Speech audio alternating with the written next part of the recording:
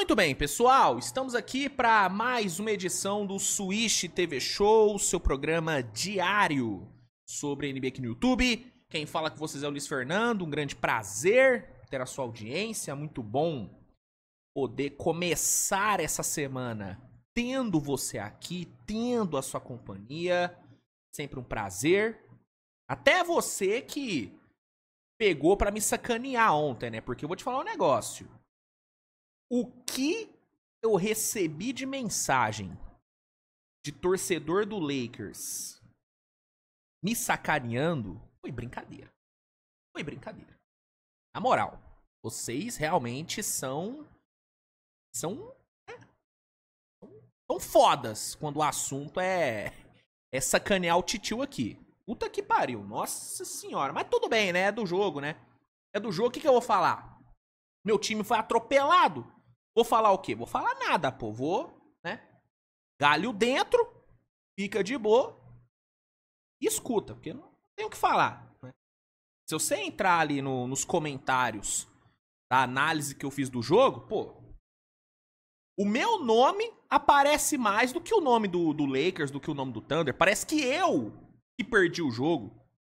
Porra, eu não jogo, como diria o Neto, né? Eu não jogo mais! Seus pés de rato, eu não jogo, porra! Aí é o risco que você corre de revelar o seu time, né? Por isso que você não vê aí a galera aí, né? Muitos comentaristas não falam time pra quem torce. Pra evitar esse tipo de constrangimento. Mas tá tudo bem, né? Tá tudo certo. Aqui a gente segue a vida. A gente segue a vida. E é aquilo, velho. Se o Thunder ganhar do Lakers, eu vou devolver a zoação? Não, porque eu sou profissional. Porém, vai ser divertido ver a galera, né, sumindo. Porque é assim, né? Quando ganha, porra, mas surge 1 milhão de pessoas, né? Quando perde, parece ninguém, né? Aí a galera some. Aí dá 2, 3 semanas, time ganha, aí essa galera aparece. É impressionante, né? Eu não. Eu tenho que botar a cara nas vitórias e nas derrotas. Tô sempre aqui. Mas enfim. Até você que me sacaneou, até a sua presença é um prazer pra mim, é uma honra pra mim. Então, obrigado pela audiência. Obrigado pelas mensagens que vocês mandaram. Fiquei super contente ao lê-las. Né? Algumas eu admito que eu nem li para evitar estresse. Mas agradeço o engajamento de vocês. Porque querendo ou não é engajamento, né? Zoação também é engajamento. E a minha vida profissional ela se baseia em engajamento. Então, de todas as formas eu agradeço aí por você ter se lembrado de mim no domingo e por você estar aqui nessa segunda-feira. Enfim, vamos aqui então para a edição de hoje, segunda-feira, dia 7 de abril. Vamos aqui falar sobre a rodada de ontem, né? Comentar sobre os jogos movimentaram o domingo. Tivemos uma rodada com muitos jogos, então tem bastante coisa para falar. Tem também algumas notícias que eu separei para comentar com vocês, então tem bastante coisa aqui pro programa de hoje. Já vamos começar essa semana com muito conteúdo, com muita informação, com muitos comentários, né? Vambora, né, cara? Vambora, roda a vinheta e vamos começar, né? Pra quem não me conhece, meu nome é Luiz Fernando, muito prazer ter você por aqui. Esse aqui é o Switch TV Show, seu programa diário sobre NBA aqui no YouTube. Roda a vinheta e vamos começar. Beleza então, pessoal. Vamos iniciar falando sobre a rodada de ontem. Ao todo, tivemos 3, 6, 9, 11 jogos acontecendo no domingão. Jogo o dia inteiro. E o primeiro jogo, né, o jogo que abriu a rodada, foi Chicago Bulls e Charlotte Hornets. Né? Chicago viajou até Charlotte, enfrentou a equipe do Hornets e com mais uma, né, grande atuação de Coby White. O Chicago Bulls venceu a equipe do Hornets por 131-117. Chicago chega a 36 vitórias. Vai aí aquecendo seus motores para o play-in. Enquanto o Hornets já tá aí pensando na loteria do draft. 59 derrotas. Caminha aí para ter uma das 3 piores campanhas da temporada. Mark Williams ontem fez um bom jogo, 22 pontos, mas não evitou a derrota. Além do Coby White, que marcou 37 pontos, vale o destaque pro Josh Giddey, que flertou com o triple-double. Foram 23 pontos, 10 rebotes e 8 assistências pro Giddey. Não consumou o triple-double, mas foi mais uma bela atuação do armador. Bom, então, primeiro jogo da rodada, vitória do Bulls. Na sequência, a gente teve o Toronto vencendo sem muitas dificuldades o Brooklyn Nets, né? 2 times que já estão eliminados, né? Não tem mais chance de play-in. Toronto ganhou por 120-109. Jogo tranquilo, jogo fácil lá em Brooklyn. Fez um bom primeiro tempo, fechou o jogo bem, marcando 38 pontos no último quarto. Boa vitória, 29ª vitória do Toronto. 53ª derrota do Brooklyn Nets. Aí a gente teve, né, o fatídico jogo entre Lakers e Thunder. Jogo em Oklahoma. Thunder vindo de derrota para o Houston, enfrentando um Lakers que vinha de vitória contra o Pelicans, mas não foi uma vitória que convenceu. Então o Lakers, né, tinha que buscar o resultado, até porque a Conferência Oeste tá uma bagunça. Depois ali de Houston, que é o segundo colocado, tá tudo aberto. Tá tudo aberto. Lakers, Denver, Warriors, Minnesota, Memphis, Clippers, tá todo mundo embolado ali, com, né, campanhas extremamente parecidas. Então era uma vitória importante pro Lakers se garantir ali no top 3, top 4 da conferência. E também para desgarrar ali dos outros. Então era um jogo muito mais importante pro Lakers do que pro Thunder. E quando a bola subiu, isso ficou muito nítido, né? Deu pra ver pela postura dos dois times que o jogo estava sendo realmente muito mais importante para um do que para outro. Porque enquanto o Lakers jogou no talo, com uma intensidade absurda e assim, levando a sério o jogo, executando de forma séria em todas as posses, o Thunder jogou... Não vou falar que jogou de sacanagem, mas, cara, jogou com a rotação mais baixa. Essa é a grande verdade. Mesmo com todo mundo ali à disposição, o Thunder jogou na rotação mais baixa, jogou numa intensidade baixa, muito desatento durante o jogo. E sofreu, né? Quando você tem uma diferença dessa de motivação num jogo, dificilmente você vai ter um jogo equilibrado. E não foi o que aconteceu. O Lakers puniu a falta de empenho do Thunder e puniu bonito, né? 126-99 foi o placar final. Um show do Lakers, um show do ataque do Lakers. Um ataque que no primeiro tempo matou 15 bolas de 3, que é o recorde da franquia em um só tempo.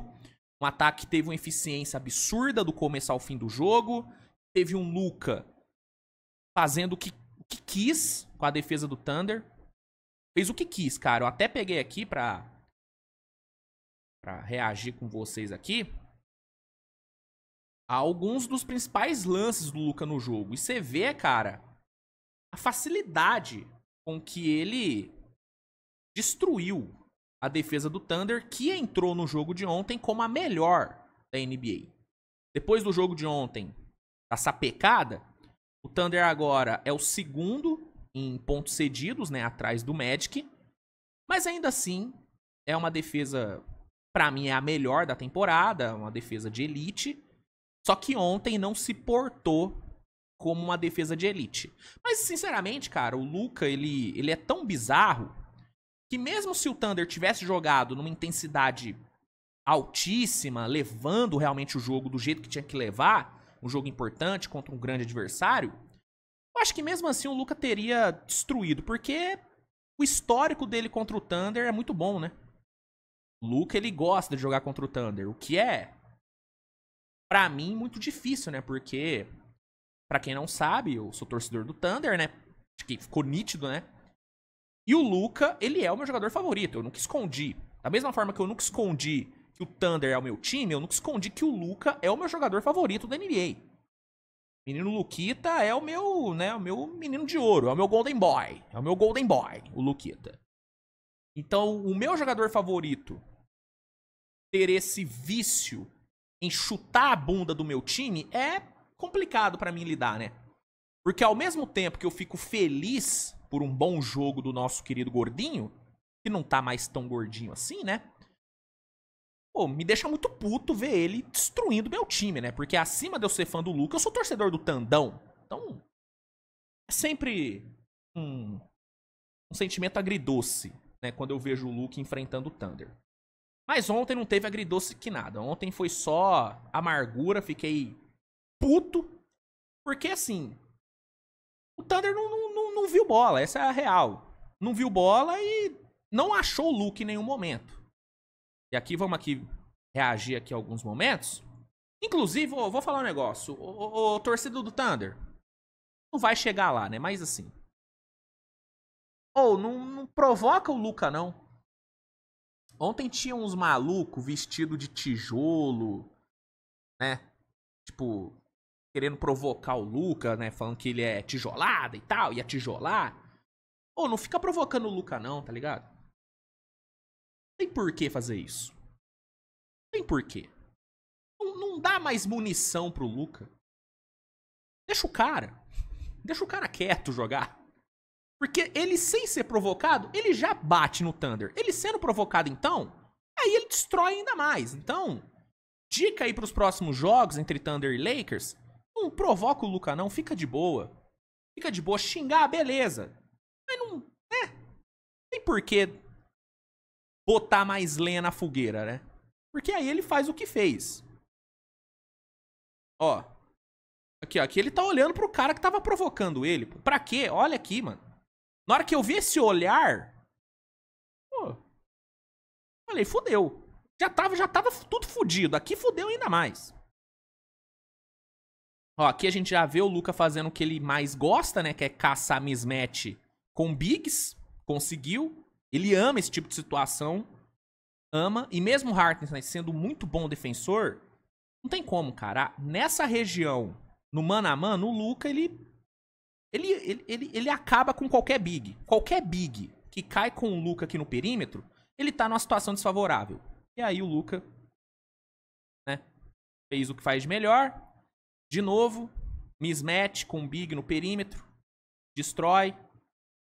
Step back, imparável. Aqui, coitado. O Cason Wallace ontem também, né, sofreu, né, porque o Cason Wallace, cara, ele é, na minha opinião, um dos melhores defensores de perímetro da temporada. Tá? Eu acho que ele é um dos melhores da temporada. Não é o melhor, talvez não seja top 5, mas tá entre os melhores. Só que ainda assim, o Cason Wallace, ele não é um gigante, ele não tem 2 metros. Ele não tem 2 metros. Sendo exato, o Cason Wallace, ele tem 1,90. Ele é listado com 1,90. E o Luka Doncic, 1,98. Então, assim, é uma diferença considerável. E aí, cara, mesmo ele sendo muito bom defensor, a diferença de tamanho aqui realmente faz uma diferença muito grande. Ainda mais se tratando do Luka, que sabe muito bem tirar vantagem do físico dele. E aí, ó, usa o corpo, absorve o contato, consegue a finalização. Cason Wallace não consegue nem contestar. Por quê? Porque os 8 centímetros aqui, ó, tem como. Tem como. Isso aconteceu várias vezes durante o jogo. Várias vezes o Luka caiu com o Cason Wallace. E ele fez ótimo uso da diferença de tamanho. Ó, aqui com o Kermit Williams. And one. Meteu a pisada do gigante. Esse passe aqui foi um absurdo. Na hora eu nem entendi o que ele fez. Um absurdo esse passe pro Gabe, que jogou pra caralho também. Ó, de novo, mismatch, perímetro contra um big. Ah, o Chet é muito bom defensor. É muito bom. Mas aqui, gente, não tem jeito. De novo, qualquer big que fica nessa situação com o Luka, ele vai se ferrar. Ele pode conseguir a contestação? Pode. Mas na maioria das vezes, o Luka vai tirar vantagem. Ó, não tem como. Tem o que fazer. Ainda mais com o Luka quente do jeito que tava ontem. Ó, aqui, ó. Drive ontem. Todos os drives do Luka basicamente resultaram ou numa assistência, ou em 2 pontos, ou numa ida no lance livre. De novo, contra o Cason Wallace. O trabalho de pés dele aqui foi sacanagem. Tem como. Aqui enfrentando Alex Caruso. Um dos melhores defensores da liga. E partindo pra cima do Cason Wallace. A jogada foi surreal. Foi aqui que ele encarou o malandro, né? Ó, aqui, né? Coitado, aqui, pô. Pô, brincadeira. Brincadeira o que o Luquita fez ontem. E não só ele. Ele jogou pra caralho. O Reeves jogou pra caralho. O LeBron, mesmo, né? Tipo, não sendo tão protagonista, ainda assim colocou números excelentes. Dorfin Smith, Gabe Vincent, enfim. Todo mundo do Lakers ontem jogou bem. E tirando o Shai, todo o restante do Thunder foi mal. Mérito do Lakers também. Não vou. Gente, eu não tô tirando mérito do Lakers. Quando eu falo que o Thunder jogou em rotação baixa, quando eu falo que o Thunder jogou com intensidade baixa, isso é criticando o Thunder, não é tirando o mérito do Lakers. O Lakers levou o jogo do jeito que tinha que levar. Ponto. Tá? E aí não teve jeito. Thunder tomou taca, segunda derrota seguida. E o Lakers consegue uma vitória importante, se mantém no top 3, desgarra de Denver, Warriors e companhia. Luka jogando pra caralho e baita resultado, baita vitória e pra alegria do nosso querido Shannon Sharp, né? A historinha do OKC, KFC e UFC ganhou ainda mais força. Sem sacanagem, cara, eu devo ter recebido esse vídeo na minha DM umas 15 vezes, cara. Umas 15 vezes. Puta que pariu. Brincadeira, hein? O que o Tandão me faz passar é doideira. É doideira. E o foda é que terça tem de novo, né? Terça tem de novo. Deus quiser. Ai, Tandão, não me perde de novo, não. Ou pelo menos bota os reservas, sabe? É o que eu falei ontem. Se o Thunder quer se poupar pro playoff, se o Thunder quer preservar os caras, irmão, então joga com os reservas. Joga com os reservas. Não bota os titulares então, não. Porque fica pior. Uma coisa é você ser atropelado com os titulares, outra é com os reservas. Com os reservas é mais fácil pro torcedor, né? Então, enfim. Lakers ganhou, baita vitória, baita resultado e resultado excelente pro Leicão da massa. Aí, seguindo, a gente teve o Atlanta Hawks vencendo o Utah Jazz em casa por 147-134. Jogo bem movimentado, né? Muitos pontos no placar. Mas no fim, venceu o Atlanta. Trae Young com mais uma atuação muito boa. 23 pontos e 15 assistências pro nosso querido Calvo. Trae Young que garantiu, né, novamente a liderança em assistências na temporada. Terceira vez nos últimos 4 anos, onde ele lidera a NBA em assistências e com uma vantagem bem, né, considerável, né, porque ele tem 847 assistências na temporada. O segundo colocado é o Jokic com 685. Então é uma diferença absurda, é um dos grandes assistentes da geração e jogou muito bem ontem. O Congo também fez um ótimo jogo. O banco do Hawks também apareceu. E aí a Atlanta garantiu sua 37ª vitória. E o Jazz chegou a 63 derrotas. O Jazz tentando aí consolidar a pior campanha da temporada. Outro time que tá tentando consolidar a pior campanha da temporada é o Wizards, né? O Wizards ontem deu mais um passo para conseguir isso, né? Enfrentando o Celtics no TD Garden. Tomou 124-90. Resultado já esperado, mesmo o Celtics poupando ali o Tatum. O Porzingis também não jogou, se não me engano. Sapecou 124 pontos, venceu fácil, sem dificuldade. Peyton Pritchard, 20 pontos, 6 rebotes, 7 assistências. Foi o grande destaque do Celtics. E mais uma vitória para a conta. O Celtics chega a 58 vitórias e o Wizards a 61 derrotas. Aí a gente teve um dos melhores jogos da rodada, que foi Kings e Cavs, né? Jogo bom pra caramba lá em Ohio. Sacramento conseguiu uma importante vitória, pensando em classificação pro play-in. Venceu por 120-113. Lavine e DeRozan jogando pra caralho. Impressionante a quantidade de arremessos difíceis que os dois acertaram ontem. Sim, a marcação do Cavs foi muito boa, só que ontem os dois estavam iluminados, né, cara? O Lavine meteu 37, o DeRozan veio pra 28, o Sabonis também jogou muito bem, flertou com triple-double. Então foi uma bela atuação do Kings, né? Fez um bom primeiro tempo, fechou o terceiro quarto com o Maran, cara, sensacional, meteu 24-6 no fim do terceiro quarto, levou uma vantagem muito boa pro quarto período, tomou muita pressão no quarto período, né? Inclusive nos primeiros minutos do quarto período, o Cavs conseguiu 3 ou 4 end-one seguidas. É uma coisa impressionante. E aí o jogo foi bem pau a pau, o Cavs tentou, mas aí no fim Sacramento conseguiu segurar a reação, conseguiu garantir a vitória. Infelizmente, a arbitragem apareceu, né? Uma pena, porque era um jogo muito bom, mas a arbitragem quis estragar. Teve ali o lance da bandeja do Lavine, que claramente ele queimou a posse, mas a arbitragem não quis nem rever o lance, validou a bandeja.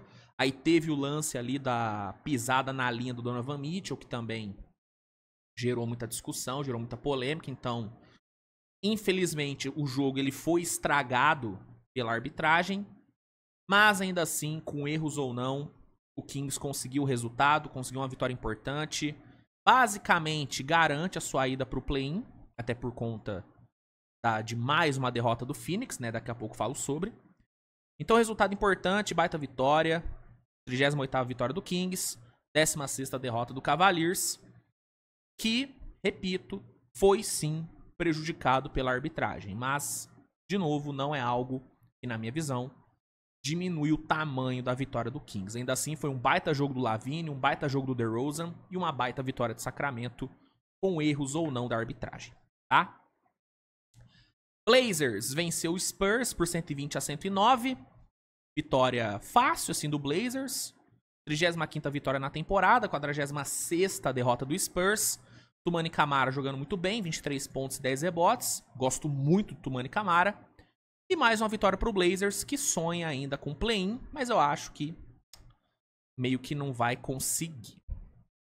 Aí sim, a gente teve o Knicks enfrentando a equipe do Phoenix Suns. O Knicks tendo a volta do Jalen Brunson, né?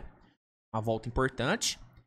Enfrentou um Phoenix desesperado para vencer, vindo de 3 derrotas seguidas. Sem Kevin Durant, mas tendo Devin Booker. O Phoenix entrou em quadra ontem com Devin Booker e um sonho, né? Foi com isso que o Phoenix entrou. E não foi o suficiente, né? O Devin Booker fez a parte dele, meteu 40 pontos, jogou pra caralho. Mas o resto do Phoenix não ajudou. A defesa, de novo, foi horrorosa. O ataque foi Devin Booker e só. E aí, com o Jalen Brunson de volta, com o Anunoby fazendo um grande jogo. E com a defesa aparecendo, né? O Knicks bateu por 112-98, chegou a 50 vitórias, garante a terceira colocação, né? E tira, na minha opinião, qualquer mínima chance que o Phoenix ainda tinha de chegar no play-in. Ah, Luiz, matematicamente o Phoenix tem chance ainda? Cara, matematicamente tem. Mas eu cravo E é impossível essa matemática realmente ajudar o Phoenix. Porque o que acontece? O Phoenix, para se classificar pro play-in, tem que vencer todos os últimos 4 jogos que vai ter. Todos os últimos 4. Pro Kings se garantir, e a disputa do Phoenix é com o Kings só tem que ganhar um jogo. E vai pegar Nuggets, Pistons, Suns e Clippers. É impossível o Kings perder todos os 4 e o Phoenix ganhar todos os 4? Não, não é impossível. Mas é muito mais fácil pro Kings ganhar um de 4 jogos do que pro Phoenix ganhar os 4. Até porque o Phoenix pega, além do confronto direto contra Sacramento, o Phoenix pega o Warriors amanhã. Pega o Thunder na quarta. E tem um confronto direto contra Sacramento. Então, assim, pra mim acabou, tá? Pra mim acabou, não tem mais chance. E pra mim está decretado um dos grandes vexames da história da NBA. Pra mim, esse Phoenix Suns não conseguir ficar entre os 10 primeiros da conferência, pra mim é um vexame que tá no mesmo nível do Lakers não indo pro play-in com Westbrook, AD e LeBron. Pra mim tá no mesmo nível. Talvez o Lakers tenha sido um pouquinho mais vexame, talvez. Mas pra mim a diferença não é tão grande, não. Um trio com Durant, Bill e Booker não ir pro play-in é uma vergonha de, sim, absurda, cara. Absurda.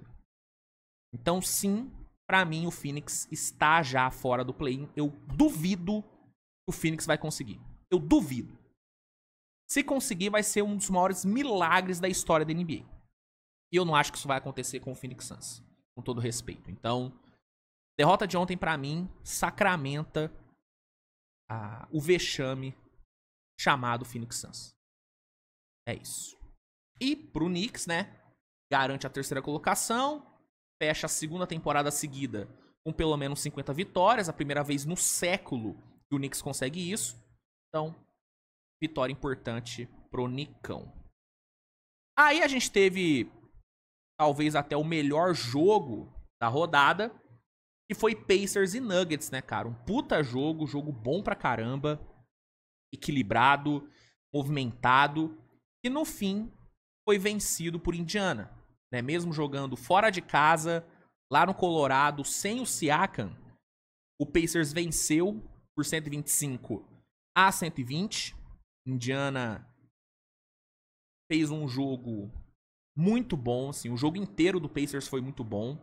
Sofreu no primeiro tempo por conta do Jokic, que foi absurdo. Mais um jogo incrível do Jokic. Meteu triple-double de 41 pontos, 15 rebotes e 13 assistências. Já no primeiro tempo, ele já estava encaminhando um triple-double de 20 pontos no primeiro tempo. Bizarro o que ele fez. Então o Pacers sofreu no primeiro tempo, foi pro intervalo perdendo. Mas no segundo tempo, cara, foi show. Foi show, o ataque brilhou. A defesa apareceu no final do jogo. Haliburton roubando bola do Jokic. Walker, o Jarvis Walker, né? Dando toco no Jokic. Indiana conseguindo forçar uma porrada de turnover do Denver no final. Então, foi uma baita vitória de Indiana. Um baita resultado. Uma vitória que basicamente garante, né, o Pacers como quarto colocado. E, mano, que resultado, mano. Que resultado, que vitória. Indiana é um time que, né, o grande público talvez não acompanhe tanto, não veja tanto, mas pra mim é um dos melhores times da temporada. Né, hoje, mais tarde, né, vai ao ar a última edição do meu Power Ranking. E muita gente vai se surpreender com o Indiana. Porque pra mim o Indiana tá muito bem classificado entre os melhores times da temporada. Sim, o 2025 do Indiana é surreal. Eu cravo que pegando esse recorte de 2025, Eu cravo que não tem 4 times que jogaram mais que Indiana nesse recorte. Não tem. Não tem. De janeiro até hoje, não tem 4 times que jogaram mais que Indiana. Nos 4 meses, tudo, não tem. Cravo pra você. É um timaço, mano. É um baita ataque. É um time absurdamente coletivo. É um time que tem elenco, que tem rotação, que tem banco. E é um time que, diferente do ano passado, tem defesa. É uma defesa de elite? É uma defesa top? Não. Mas é uma defesa competente que ganha jogos. O jogo de ontem, ele foi ganho no ataque? Foi, mas também foi ganho na defesa.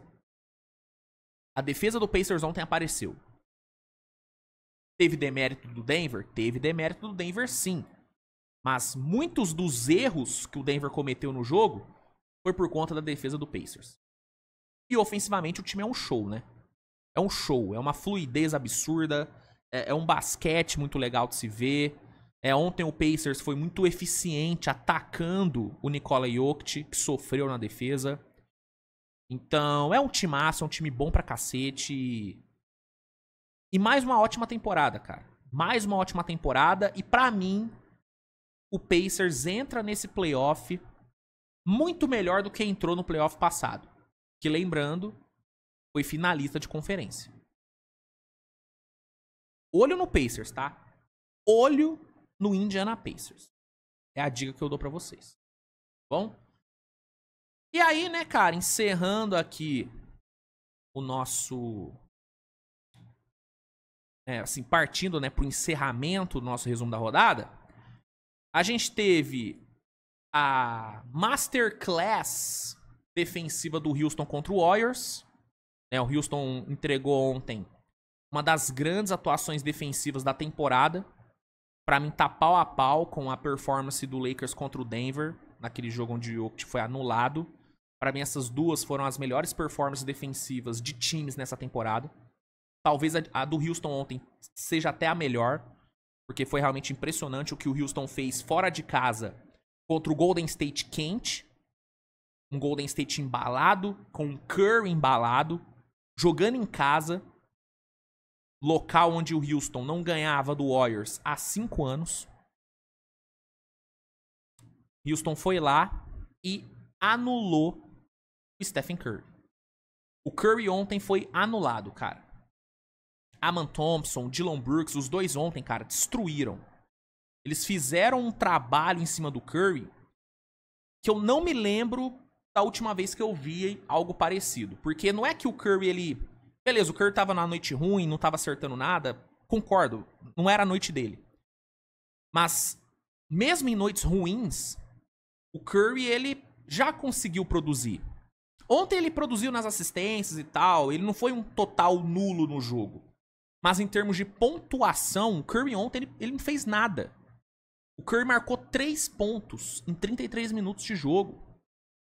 O Curry não acertou... Assim, o Curry, ele... No segundo tempo inteiro, ele não pontuou, cara. E uma coisa que eu achei absurda foi a forma como o Houston, em vários momentos, não deixou o Curry receber a bola. E aí é mérito do Aman Thompson. O Aman Thompson, ele grudou no Curry de uma forma onde não existia como o Warriors passar a bola pra ele. Eu até peguei aqui os números, né? Na real, o Coast to Coast, né, fez aqui a postagem do impacto do Aman Thompson na defesa ontem, cara. Isso aqui foi bizarro, ó. O Aman Thompson limitou os jogadores do Warriors ontem a 0 de 8 nos momentos onde ele foi o defensor primário. O Curry ficou 0 de 3, sendo marcado pelo Aman. Moses Moody 0 de 2. E Draymond Green, Paul James, Looney e Gary Payton também erraram os arremessos que tentaram pra cima do Aman. E aqui ele né, ressalta que o Curry, até antes do jogo de ontem, vinha de uma média de 40 pontos nas últimas 3 partidas. E aí, por conta principalmente desse cidadão aqui, ele fez um dos seus piores jogos da vida. Então, assim, mano... Ah, o Curry tava na noite ruim, ele tava cansado. Beleza, pode ser. Mas pra mim, irmão, acima de qualquer coisa, teve uma atuação monstruosa desse monstro chamado Aman Thompson. Dillon Brooks também foi muito importante, marcou o Curry bem também, mas o Aman foi o cara. Ele foi o cara. E assim como eu falei ontem, eu repito, ele já é um dos melhores defensores de perímetro da liga. Nessa temporada, pra mim é tranquilamente top 5. Tranquilamente. Nessa temporada, é top 5 defensores de perímetro da NBA. E pra mim, ele tá entre os 2, 3 melhores contestadores de arremessos na NBA também. Esse cara contestando arremesso é um absurdo, cara. Ele é um absurdo. E ele foi a chave da vitória. Claro, o Şengün fez um grande jogo, o Jalen Green fez um grande jogo, o Dillon Brooks foi o cestinha do Houston, sabe? Jogaram bem pra caramba, mas pra mim o Aman foi o cara. Se não é ele anulando o Curry e forçando turnover, gerando contra-ataque e produzindo também no ataque, o Houston não teria ganhado. Ou pelo menos não teria tido o domínio que teve. Então foi uma brilhante atuação. Tirando ali o primeiro quarto, onde o Houston chegou a ficar uns 11 pontos atrás, se não me engano. Todo o restante do jogo, o Houston foi quem ditou o ritmo, foi quem coordenou o que ia acontecer. Uma atuação brilhante, cara. Atuação brilhante. Mais uma grande atuação do Houston, que tá fechando a temporada bem demais. Bem demais. Chegou a 52 vitórias. Garante a segunda colocação. E, cara, que time é o Houston Rockets, hein, mano? Que time é o Houston Rockets? Meu Deus, cara. Quem duvida desse time sabe nada de bola, mano. Essa é a grande verdade. Houston é um timaço, mano. Time casca grossa demais. Puta que pariu. Que time fantástico. 52 vitórias e 32 derrotas pro Warriors. Que teve um Paul James que jogando bem e tal, mas ontem o Warriors tomou o famoso nó tático. Ontem tomou o nó tático. E Mildoka fez mais uma vítima. E aí, encerrando a rodada, tivemos o Bucks sem Giannis e Lillard vencendo a equipe do Pelicans por 111-107. Brook Lopes foi o destaque. Duplo-duplo de 20 pontos, 12 rebotes, deu 4 tocos. Vitória tranquila. Bucks chega a 44 vitórias e o Pelicans a 57 derrotas, tá bom? Então, sobre os jogos de ontem, era isso, tá? Vamos aqui agora, para encerrar, dar uma passada, pessoal, por algumas notícias que saíram ontem. E aí, para começar, eu quero comentar sobre uma farpada que o nosso querido James Harden deu no Paul George. É, meus amigos, farpas foram lançadas e eu, como bom fofoqueiro que sou, não poderia deixar de comentar sobre. Então, roda a vinheta e vamos aqui pra fofoquinha do dia. Seguinte, gente, o James Harden, ele cedeu, né, uma entrevistinha ali, né, uma coletiva. E aí ele foi perguntado sobre a diferença entre o Clippers da temporada passada pro Clippers dessa temporada. E aí ele deu uma declaração que foi interpretada, né, por muita gente como uma farpada no Paul George. O que ele falou? Abre aspas. É simplesmente diferente. Temos agora caras que sabem seu papel e o que devem fazer. Não só dia após dia, mas desde o primeiro dia da temporada. É um time diferente. O pessoal é diferente. Vocês sabem os jogadores que estavam aqui ano passado. Então, é um time diferente. E aí, aqui na postagem, né, do Coast to Coast, eles falam, né, que alguns torcedores na internet estão especulando que essa linha final foi referente ao Paul George e ao PJ Tucker. Sim, claramente foi uma farpada ao Paul George. Claramente, né? Na minha interpretação, o James Harden ele quis dizer que o Paul George não sabia o papel que ele deveria ter, ou ele se recusava, né, a executar o papel que ele tinha que ter, e que ele já não queria estar mais lá. Né? Basicamente é isso. Basicamente é isso. O que eu interpreto que o James Harden quis dizer. E a grande verdade, gente, é que eu acho que era isso que tava rolando mesmo, mano. Eu acho que o Paul George, ele... E eu acho que isso acontece até no próprio Philadelphia, tá? Eu acho que o Paul George, ele tem uma dificuldade em, tipo, não ser o cara do time. Entende? Porque o Paul George, ele sempre foi o cara do time, né? Ele foi o cara em Indiana. Quando ele foi pro Thunder, ele foi o cara do Thunder. E no Clippers, ele dividia ali, né, o holofote com o Kawhi. Mas em vários momentos ele foi protagonista do Clippers. Tanto que naquele playoff onde o Clippers chegou na final de conferência, cara, pra mim o Paul George foi o cara do Clippers. Até porque o Kawhi machucou contra o Jazz naquela série. Então, eu acho que o Paul George tem sim essa dificuldade em, tipo, beleza, cara, aqui eu vou ser coadjuvante.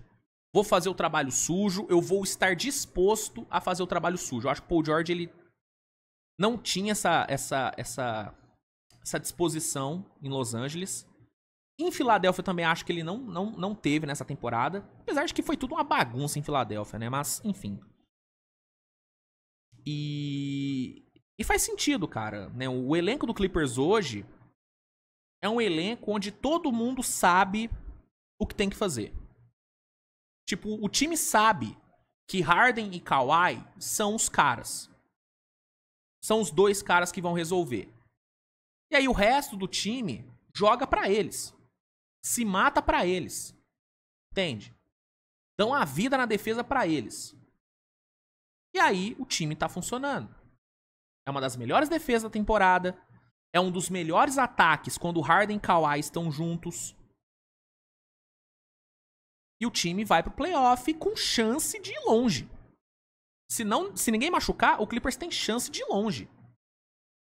E eu vou te falar, cara, em termos de basquete jogado, talvez o Clippers dessa temporada seja melhor do que os últimos times do Clippers. Do que os últimos anos do Clippers com Paul George e Kawhi no time. É um time que me agrada mais, cara. É um time assim, é aquele time que tem dois caras picas e um monte de operário bom. O Clippers antes era um time com estrelas, mas que ninguém estava disposto a se matar pelo time. Essa era a sensação que eu tinha. E parece que é a sensação que o Harden também tinha. Agora não, cara. É um time que sabe o que tem que fazer, cara. Sabe dos sacrifícios que tem que fazer pra ganhar. Então, essa farpada aí ao Paul George, ela não veio do nada. Ela tem embasamento. Ela tem embasamento. E claramente foi sim uma farpada. Claramente foi sim uma farpada. Mas eu deixo pra você aí, né, comentar o que você achou. Você também interpretou como uma farpada? Comenta aí que eu quero saber. E a outra notícia que eu separei aqui pra gente encerrar aqui a edição de hoje foi sobre a já óbvia troca do Durant, né, cara? Assim, eu acho que dá pra gente falar que é inevitável, o Durant será trocado nessa off-season, é o que várias fontes têm falado. E aí a ESPN, né, soltou a informação, que foi aqui postada pelo Coast to Coast, que o Phoenix Suns já está planejando pedir, né, um pacote alto pelo Durant na off-season, só que pelo fato do Durant querer ir para um contender, pode ser que o Phoenix não receba tudo que gostaria, né? E aí existe uma grande chance do Suns ter que sair com pouco nessa troca, se o atleta de fato diminuir suas opções de lugares. Então, segundo a informação da ESPN, pelo fato do Durant querer ir para um contender, pode ser que o Phoenix não receba um pacote maravilhoso, né? Algo, né? E eu acho que no mundo ideal, o Phoenix gostaria de receber algo próximo do que deu pro Brooklyn pra pegar o Durant, que foi um pacote absurdo, né? Com uma cacetada de picks, Mikal Bridges, Cam Johnson. Então pode ser que o Phoenix não receba isso, e eu acho que não vai receber, tá?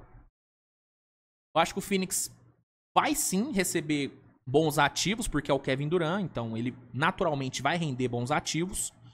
Mas eu não vejo o Houston meio que recuperando. Houston, ó. Eu não vejo o Phoenix, porque eu falo de Durant, eu já penso em Houston, porque pra mim ele vai pra lá. Mas eu não acho que o Phoenix vai, não vai conseguir compensar o que pagou pelo Durant. Não vai conseguir. Acho que pode sim pegar boas coisas, principalmente se trocar com o Houston, por exemplo, ou com o Thunder, que são times que têm muitas picks pra oferecer. E Houston tem as picks do próprio Phoenix, então seria muito bom negociar com o Houston.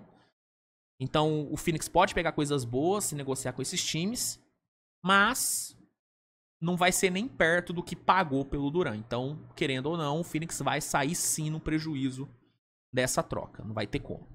Não vai ter como sair num lucro ainda. Não vai, ainda mais com o Durant querendo ir para um contender. Se o Durant estivesse disposto a ir para um time merda, aí talvez o Phoenix conseguisse pegar, né, coisas melhores, talvez. Né? Não um time merda, mas ir para um time mediano, vai. Por exemplo, se o Durant tivesse disposto a ir pra um... duro que aí eu vou me complicar com alguma torcida. Então não vou falar sobre. Não vou comentar sobre os times medianos. Mas se o Durant não quisesse ir só pra contender, o leque de opções de negociação pro Phoenix seria maior. Seria maior. Então, enfim. Essa informação, eu também acho que o Phoenix não vai receber um pacote maravilhoso. Vai receber sim um pacote bom, porque é o Durant. Ele vai render coisas boas, independente pra quem for negociado. Mas nem perto o Phoenix vai conseguir, receber de volta o que pagou. Não vai. Vai sair sim no prejuízo. Não vai ter como. Tá bom? Então, essas eram as notícias que eu queria trazer aqui na reta final do programa. Espero que você tenha gostado. Se gostou do vídeo, por favor, avalie com seu like, que é sempre muito importante. Se inscreva no canal se não for inscrito, compartilhe o conteúdo com seus amigos. E é isso, né, minha gente? Nos vemos mais tarde com mais conteúdo. Agradeço a audiência de vocês, um grande abraço. Beijo no coração de todo mundo e tchau. Falou!